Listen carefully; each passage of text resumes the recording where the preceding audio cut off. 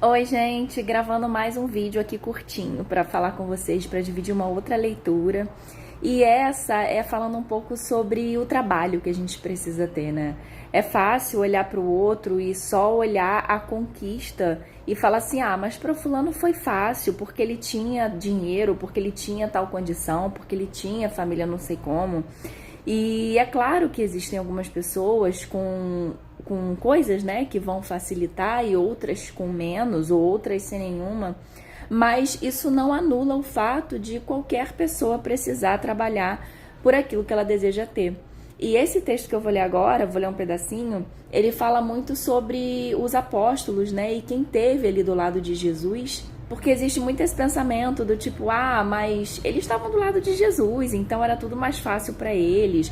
Ou, mas eles já eram pessoas iluminadas, né? Tem gente que fala assim do próprio Jesus, né? Ah, mas Jesus era iluminado, então para ele era tudo mais fácil. Claro que ele era iluminado, mas isso também não anula o fato dele ter sofrido, porque ele tinha sentimentos, né? E ele tinha muito amor pelas pessoas. Então eu vou ler um pedacinho, vou deixar aqui na descrição também. É da mensagem 33. Trabalhemos também, tá no livro Pão Nosso. Então ele fala assim, ó, a família cristã muita vez ha desejado perpetuar a ilusão dos habitantes de Listra. Os missionários da revelação não possuem privilégios ante o espírito do testemunho pessoal no serviço. Então aqui ele já vem dizendo, não existe essa ideia de que alguém teve um privilégio. Foi devotamento. O Cristo não fundou com a sua doutrina um sistema de deuses e devotos, separados entre si. Ele criou vigoroso organismo de transformação espiritual para o bem supremo, destinado a todos os corações sedentos de luz, amor e verdade. Ou seja, qualquer um pode se devotar. Qualquer um pode escolher esse caminho, basta querer.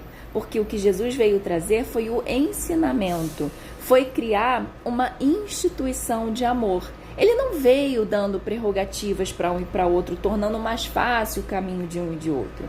Somos nós que vamos conquistando essa facilidade ou essa dificuldade de acordo com as nossas ações.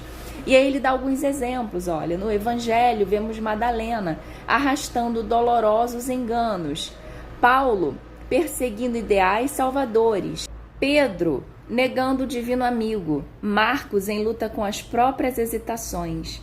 Entretanto, ainda aí, contemplamos a filha de Magdala renovada no caminho redentor, o grande perseguidor convertido em arauto da Boa Nova, o discípulo frágil conduzido à glória espiritual e o companheiro vacilante transformado em evangelista da humanidade inteira. Ele continua, o cristianismo é fonte bendita de restauração da alma para Deus. Então, como ele fala aqui no início, né, não existe alguém que é um Deus, alguém que já veio pronto. Existe sim uma caminhada com muito trabalho. O mal de muitos aprendizes, e aí tá falando com a gente, né, procede da idolatria a que se entregam em derredor dos valorosos expoentes da fé viva, que aceitam no sacrifício a verdadeira fórmula de elevação. Imaginam-nos em tronos de fantasia e rojam-se-lhes aos pés, sentindo-se confundidos, inaptos e miseráveis, esquecendo que o Pai concede a todos os filhos as energias necessárias à vitória. Então, quando a gente ficar um pouco assim desanimado, né, achando que, mas Deus esqueceu de mim, ou mas eu não sou merecedor, porque na minha vida tá dando tudo errado, e se tá dando tudo errado aí, entre aspas, né, que a gente possa lembrar que cabe a nós o trabalho. Cabe a nós fazer essa caminhada, como ele fala aqui, esquecendo-se que o Pai concede a todos os filhos as energias necessárias à vitória. Então, todos nós podemos conseguir. Naturalmente, todos devemos amor e respeito aos grandes vultos do caminho cristão. Todavia, por isso mesmo não podemos olvidar que Paulo e Pedro, como tantos outros, saíram das fraquezas humanas para os dons celestiais, e que o planeta terreno é uma escola de iluminação, poder e triunfo, sempre que buscamos entender-lhe a grandiosa missão. Então, pessoal, ele dá exemplos aqui de Paulo e Pedro, porque tem muita gente que às vezes pode olhar e ver o lado bom, né? Mas Ele escrevia as cartas, mas ele era uma pessoa iluminada, ele sabia como falar, ele sabia isso, sabia aquilo, mas existiu muito sofrimento. E a gente sabe, né, que apesar de não parecer e das pessoas não falarem sobre isso, não existe uma vitória, não existe uma conquista sem muito trabalho por trás.